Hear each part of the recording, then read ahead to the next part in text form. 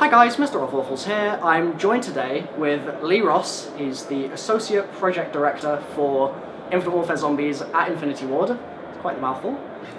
And we're going to be talking about the mode in as much depth as I can get out of Lee, but it's obviously very early on, so who knows what details might surface.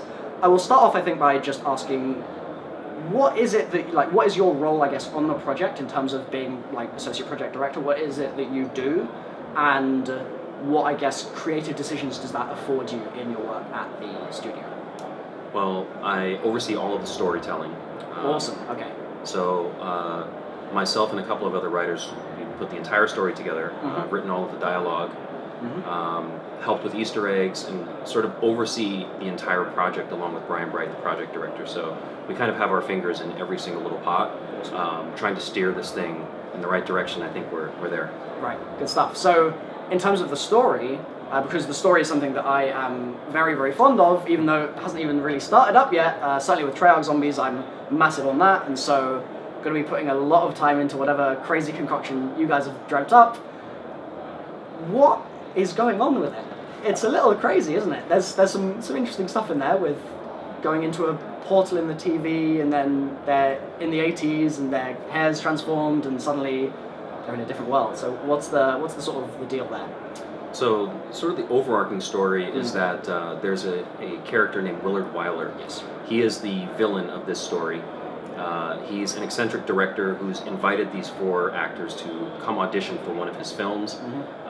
They show up at a movie theater and they think they're going to watch one of his old classics, Zombies in Spaceland, but they're actually pulled right inside of it. And that's kind of how they become those 4 characters that you get to play as: the nerd, the jock, the rapper, and the valley girl. All throughout this experience, you're kind of assisted by a 5th character who is played by David Hasselhoff. He's the park's DJ. The one and only. Yes. So he kind of gives the park a voice of its own, and he also is steering players to kind of look in the right places, don't look in the wrong places when you're searching for Easter eggs and story tips. Okay, cool. So he'll be like an announcer type thing on the map then, would you say, or? He's less announcer, he's more, he would say, there's something available in this location that you can use. Okay, so it's like color commentary almost. Yeah, very much so. But because he's the park DJ, he's also going to be playing music tracks. You know, we have a pretty awesome 80s soundtrack, which you got to hear a little tiny piece of it in the trailer. As well. So he's going to be there mixing up tracks, and players can actually interact with him and have him skip tracks or play another track. Okay. So yeah, he's playing kind of multiple roles. Right, and so those characters, the 4 archetypes that you've got in the mode, because, okay, so here's one thing that I've been, I guess, a little unsure of from the marketing that's been going on so far. It's been very much Zombies in Spaceland is the focus, but surely then for DLC it's going to be Zombies in somewhere else, I would assume. Well, we're really focused on Zombies in Spaceland right now. Right. We want to make this as awesome as we possibly can. I can't talk about DLC yet. Sure. There's a lot to explore in Zombies in Spaceland. I'm sure fans are going to just eat it all up. But at some point. Would it be going too far to ask whether the archetypes that you have in there now would be the sort of thing that would likely come through into the DLCs, or? Damn! Okay, let's also then, seeing as we're on the topic of silence, radio silence, we'll also talk just very briefly about Easter eggs, right? Yeah. Because my audience is crazy massive on Easter eggs, they're just absolutely bananas for the stuff. There are Easter eggs in the mode, but the nature of them is still somewhat, I guess, ambiguous. We've had the last couple of years of Treyarch have had their own very sort of specific brand of Easter eggs that we've had each year. Extinction had much less sort of Easter egg depth. There were 1 or 2 things that you could find, and then that was pretty much the extent of it, certainly that the community picked up on. Is there more of a conscious effort this year to do something similar to the Treyarch style of having like a main quest and then lots of bonus side things going on, or how's it sort of looking? So there are tons of Easter eggs in Zombies in Spaceland. We were very driven on creating that experience. Cool. We know the hardcore community that just really loves zombies they want to dig deep. They want to sort of come together as a group and solve these really tough puzzles. We have a lot of that, and some of it's story driven. You're going to advance the story by completing them. But we also wanted some really in-your-face Easter eggs. So there's some stuff that's just really simple that you can find right at the start of the game. Okay. In fact, if you look at the trailer really carefully, you're gonna see some Easter eggs actually frame by active frame. there. Okay, actually, here's a question just that has just popped into my head. In the Jay Farrow interview you did, you talked about the Fate and Fortune cards, Yes. right? And you talked about the fact that, well, it certainly sounded like you have a limited number of uses for them in a game, right? This is, I guess, going to be a plea from me to you. Please do not give us any Easter egg steps that require use of limited time stuff in a game. Because if we've used all our cards up, we won't be able to do those eggs, and they will go unsolved for so long. So, just a little tidbit of input from myself. Those cards are really interesting, though. Yes. They're not quite perks.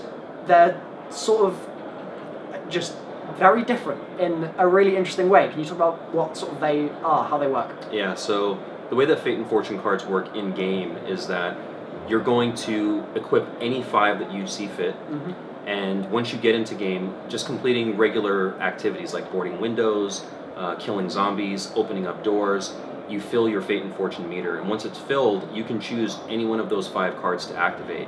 As an example, we have a card that's called Insta-Kills, and when it's triggered, you have a short duration of time where every shot that you fire is an insta-kill shot, whether you shoot in the kneecap, knife, everything. Good stuff. And then we have some more powerful stuff too that will not only help you, but it'll help your team. So you can actually spawn a nuke instantly. Cool. And walk up to that nuke and just obliterate the entire playing field. Is there stuff as well, because I think you've talked about sharing points with your team via stuff, but I'm not sure. I know there's an ATM. Is there also stuff that will allow you to like collectively share points in buying a door or things like that, or how does that tend to work? Yeah, so that's really interesting, because what we want to do is we want to push away from the lone wolf approach and go more cooperative play. Right. So what we've done is, you mentioned the ATM system, and in that system, you can deposit in-game cash, and then I can actually withdraw that in-game cash. So if I go down and lose cash, or I bleed out and lose my weapons, and I need to get new weaponry, I can walk up to that thing and get some cash and sort of help myself out. Right. Which, in zombies, like if one guy goes down, another guy goes down. It's kind of a domino effect, right? Absolutely, So this is a way to kind of stifle that from happening, to kind of keep the other players back in the game.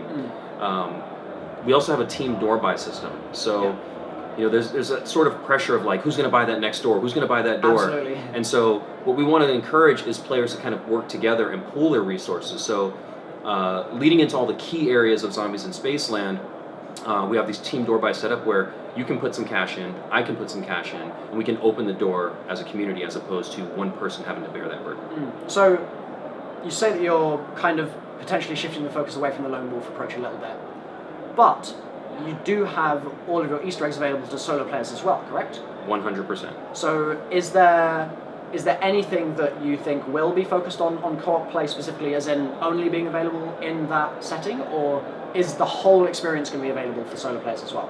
The whole experience, sans the team door buys. Sure. And you still could use the ATM system as a solo experience, because you can sort of stockpile your cash there, and if you do go down, then you can go back and recover some of that cash. Right. So will you lose your cash when you die if you don't do that? You will lose a substantial amount of your cash. Okay, so it won't just be like a 10% or something. You'll spawn in with much less money. Yes. Okay, that's interesting. That's a change. Is the ATM persistent across games? Is it like a bank, or is it an individual game-on-game thing? It's an individual game. Okay. Is there anything persistent across games? Your progression. Okay. Your progression and your weapon progression. In fact, something that's really cool that we're doing is we're sharing weapon progression with MP and zombies. So let's say you have this AR that you're really loving, you're playing an MP, you're rocking with it, and then you bring that into zombies, and you have some attachments and whatnot. All of those things are functional in zombies, so your scope, your silencer, all of that will be present. Cool. And in terms of progression, is there anything that is character specific as well, to do with maybe you're playing as a certain person and you level something up for that character, and then when you're playing as that character you get change, or is it focused on solely the weapons themselves? Well, the progression's sort of just based on you as the player. Okay. So we want you to play as all of the archetypes, and there isn't really the ability to select who you want to be, and we don't want players sort of jockeying for one character versus another. But there is the ability for you as the player to progress, and one of the things that you do unlock is what we talked about earlier, is those Fate and Fortune cards. So as you gain levels, you'll start unlocking more and more powerful Fate and Fortune cards that then you have at your disposal. So initially when you start off, you're going to start off with 3 Fate and Fortune card slots, but you can open up as many as 5. Okay, cool. Is the progression system, does it have a prestige system involved with it, or is it solely just level on level on level, and you get to maybe a max rank and that's that? You will have level on level, but then you will have the ability to prestige. Okay, cool. And so I presume that then there'll be further Fate and Fortunes past that prestige, or is it still... I think that's fair to say. Okay, cool. Is there going to be some kind of, I guess, like exhaustive list of those Fate and Fortune cards, or are you expecting people to be a couple months down the line and then someone says, oh, I just did this thing in game and suddenly I've got a Fate and Fortune unlocked that I didn't even know existed? Is that going to be possible? Yeah, so there'll be a couple of ways to get the Fate and Fortune cards. Alongside Fate and Fortune, there's also the Lost and Found. What is that? Yeah, Lost and Found is actually it's a really important system because when you go down, you bleed out, you lose all your weapons. So what happens is in the beginning of Spaceland, there is a Lost and Found station there, and we have it there on purpose. We want players to see it and know that it exists. So when you go down, you come back into the game. You'll have a waypoint that's leading you back to that space, but it's actually ticking down. So if you don't get back to it fast enough and it expires, you'll lose your goodies. Right. You'll still lose your perks if you go down, but your weaponry, you can get all your weapons back. Cool. And money as well then, I guess? Or... Well, you'll lose some of your cash. We won't take it all away. Right, but will the lost cash be available to be then re-picked up? It'll be stored on you. But I mean the stuff you lost. No. That's gone forever. That's gone forever. Damn! So try not to die. Gonna be hitting that ATM real hard. So with things like the Lost and Found as a mechanic, obviously that's very like gamey. You come back into the game and stuff. As a writer, I guess, and as someone that is very invested in the story, are you also finding a way to introduce those themes as story points? Like, is there a story explanation for why we come back into the Lost and Found? Is there an explanation for maybe why certain things will be happening with whether it's like a certain ride working the way it is, or are you just sort of saying it's the game, that's how it works? There you go. No, it's not that simple. Okay, lovely. That's what I like to hear. That's where David Hasselhoff's character comes in. So kind of going back to talking about the 4 characters getting pulled into this film, he's unfortunately a victim of Willard Wyler as well. He sort of circumvented the system, though. He's been here for a really long time. He's watched other survivors come in. It's like 40 years, right? I feel like I heard that number at some point. Willard Wyler's been making films for 40 years. We don't know how long Hasselhoff has been in this film, unfortunately. Yeah. So he sort of circumvented the system, and he's manipulated some of the rides in the park and set up goodies for the unsuspecting heroes to use, so that eventually, if they get out, maybe he gets out too. Okay, right. What does getting out entail? Well, they want to get out of that film. Get out of the film? Does he have a series of other films that they might accidentally stumble into, or...? Can't say yet. Can't say. Okay. I can say this. Willard Wyler has made a lot of films in his 40-year career. Right, because we've seen a couple of those with the initial tease. Well, not the initial ones. Well, actually, I guess the initial one, the very first one. Nightmare Summer. But even before that, with the zombie with like the headband and the like Little Red Riding Hood looking character with the popcorn. That first frame that we ever saw of the mode. I guess that's related to one of his films, I presume, as well, maybe? Well, I can say that it's not related to one of his films, but it is something you will see in Zombies in Spaceland. Okay, so there'll be some relation to that image at some point.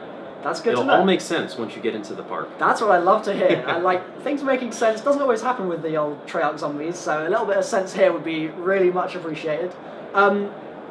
With the films that we've seen, so we've seen Disco Devil, and then I think Nightmare Summer? Nightmare Summer? Yeah. Are we gonna get other sort of outside game promotional images or things like that that are going to give us more, I guess, world building about Willard Wyler, or about just generally the world of Infinite Warfare Zombies, or is it going to be mainly in game from now on? It's stuff you'll find in Zombies in Spaceland. Okay. So there'll be bits and pieces that help foster the idea that this guy's been around making films for a very long time. As you explore the park, you'll find more and more of that stuff. Okay, so there might be maybe like a bio or something external to the game, but it will be stuff that will be talking very much about the in-game things. You got it. Okay, cool, that sounds good. So I guess you die, you go into the arcade, and then you travel, like you have to go to the Lost and Found to get your stuff, is that correct? Once you have gone to the arcade, Yes. you can actually play some of the games there. Yeah. And if you do that successfully, you'll earn what's called a soul token. A soul token, okay. And that will get you back into the land of the living, back Right. into the film. Once you've done that, then you can hightail it all the way back to the Lost and Found, and you can Okay. recover your weapons there. Right, so with the arcade itself, the games in the arcade, if you don't play the games, do you just stay in that kind of, in that room, that arcade, perpetually? Do you spawn in on the next scene, or what's the setup? So if you're playing cooperatively, Yep. if the next scene is passed, then you'll be revived and pulled back into the world. Okay, cool. So the scene that you died in. Yes. Cool, awesome. Is there like a kind of quick revive mechanic for solo? Because obviously in solo, if you die, you're dead. So is there anything that's going to make that sort of slightly easier for players? So we still want players to experience the Afterlife arcade in solo. Okay. So one of the perks in the game is called Up and Atoms. Cool. It's one of the candy perks, so when you ingest it, now you have this ability to go to the Afterlife arcade. If you don't ingest it and you die, it is game over. You're dead. Yes. Rip. But if you do, you can come back? Yeah, you go into the Afterlife arcade, you earn one of those soul tokens, and then you get yourself back into the game. Can you continuously buy that perk throughout your game, or does it have limited uses? It has limited uses. Okay, awesome. Is there, I guess, less of a focus on perks for your game because of the fact that you've got the Fate and Fortune cards, or would you say that they're still completely integral to the gameplay experience? They are absolutely integral. Okay. Zombies in Spaceland throws a lot of challenge at the player. Okay. So there are perks littered around the park. I mentioned Up and Atoms, but there are a couple of others that are really powerful that help the players advance. We have one called Tough Nuff, and buffs you up basically, gives you double your health. Cool. And then we have a really cool new one called Trailblazers, which when you slide on the ground, it actually will leave a trail of fire behind you, a blast around you, and ignite all the zombies within your path. And then if they walk through it, they catch on fire as well. That sounds really awesome, because that's very similar to an idea that a lot of people in the community have been wanting all year this year. They've been asking and asking and asking for it. So that's really good to see that you've executed it. Something that you've just said that intrigued me, you say that there's a lot of challenge being thrown at the player, right? But at the same time, in the Jay Farrow interview, it sounded like you're making a lot of, I guess, room for players that are maybe less good at the game or they're new to it to get involved and get to grips with what's going on. So you've got a tutorial mode. Absolutely. You also, I guess, have been making considerations in the game proper, the main game, the non-tutorial version of it, which means that those players will still be able to get around and do things maybe with a little more difficulty. What is the rationale behind trying to, for example, have like a wider play area or something like that? Like, how do you do that, first of all, without making it too easy? Because obviously people are just going to go all the way through the rounds otherwise. And also, just in terms of the thinking process, why is it that you're really sort of targeting that kind of demographic? Well, we want to make it accessible to everybody. Okay. You know, zombies, starting off as this little Easter egg in World at War, the mechanics were very simple. It was survive, board windows, kill zombies, right? But it's sort of evolved into this massive experience now with all these Easter eggs and perks and things like that. So the tutorial is really meant to let new players that come in kind of learn the finer mechanics of survival in zombies. So the way it works is that let's say you go to activate a trap. Yep. A pop-up will show you that, hey, this is what this trap does, and here's why traps are useful to you. Same thing if you try to buy a weapon or you open a door. And we just want to get players to kind of better understand the ways to survive. But we also want that challenge to remain. Yes, absolutely. So the waves, as you go through, they're going to become progressively more difficult. More zombies, I guess, as well. Absolutely. Yep. Zombies, of course, will have more health as you progress further and further. And then we have zombies that we actually haven't shown yet that Like a boss that have zombie some type thing? special abilities. Okay. So the ones that you did see in the trailer, you have the clowns that were Yes. exploding into, you know, They sound real spooky. yeah, exploding into confetti blasts. Mhm. But you also, at the very end of the trailer, you get to see what's known as the Brute. Yes. And the Brute is Spaceland's park mascot gone bad. He is very, very powerful. He's a walking tank. And he has some really massive, powerful abilities. So one of them is he can actually swipe into a crowd of zombies, and he'll grab their limbs and then fling their limbs at you, which are now explosive. He also, Oh, dear. if you notice, he had a helmet on that he Yep. was blasting laser beams out of his eyes with. Right. So he has quite a bit of range to his attacks, but if he gets up close to you and he power slams the floor, it's a pretty much guarantee that you're dead. Okay, so how do you balance something like that? It's pretty tough. It's I pretty can tough. imagine. So, you know, we want to equip players with all of these goodies, so it's kind of using the perks, it's using the fate and fortune cards, it's using the traps to your advantage. That's where you really find the balance in everything, is making sure that the player has a lot of choice at their disposal to decide, you know, how do I want to try and survive this situation? What's the best option? Right. And so we want to give you lots of options. And so Zombies in Spaceland, there are a ton of options at your disposal. Is there, so with Treyarch Zombies, there's a, I guess, fairly small high round community that will just smash every single map into smithereens until they've gone past round 200 and they're really just obsessive about it. Yes. Do you think that community is going to, I guess, have as much success with your game as well, or are there some things in there that are gonna throw a spanner in their works and they'll be like, oh well, I'm dead now? Well, we're definitely gonna throw the kitchen sink at them. Okay, cool. Can you get to wave 200? If you're good enough and you can hang in there, absolutely. But it's not going to be easy. Right, okay. And then the final thing I'd like to say, so we've got the high round community, they do their thing, there's the Easter eggs community, the story community, which is my cup of tea. Things like any sort of competitive nature to the game. I know that you're making like team door buys and things like that, and you're making it much more of a cooperative experience when you're playing co-op. Is there any interest in the studio with Zombies in Spaceland or any other projects you might be working on for any other sorts of game modes, whether it's a competitive game mode like Treyarch Zombies' Grief mode, where you have to fight against another team and try and kill them and you yourself survive? Is there anything like that being explored, or for now is it just the mode that you've got, the regular sort of Zombies experience? Well, right now we're focused on that Zombies in Spaceland experience, but to kind of touch on what you're discussing, there are things in Zombies in Spaceland that are competitive. Okay. So one of the things you saw in the trailer was the roller coaster ride. 2 players can get on that roller coaster and they can compete for shooting all the targets that you're trying to take down within that space. Whoever gets the most, they earn a nice little reward when they get off the coaster. There's a screen that says, hey, I was number 1, and here they get a big reward of a bunch of park tickets they can spend around the park. Okay, so you'll be, I guess, rewarded for the more friendly activities within the mode rather than it being like a 1v1 competitive, you're going to die, I'm going to live, done. Yes. Cool. And then, of course, you know, just playing, when the game is over, you know, everyone wants to kind of count their stats, their headshots, their kills, round survive downs, a lot of stat tracking as well? Of course, yeah. So we want to have that as well. But whoever's done the best, we're really going to trumpet that player. And so there'll be a little bit of competition, pole positioning to be the number 1 zombie hunter. A little bit of fanfare in there for whoever's on top. Yeah, absolutely. Cool. So I think we're going to wrap things up there. I've been MrRoflWaffles. This has been Lee Ross.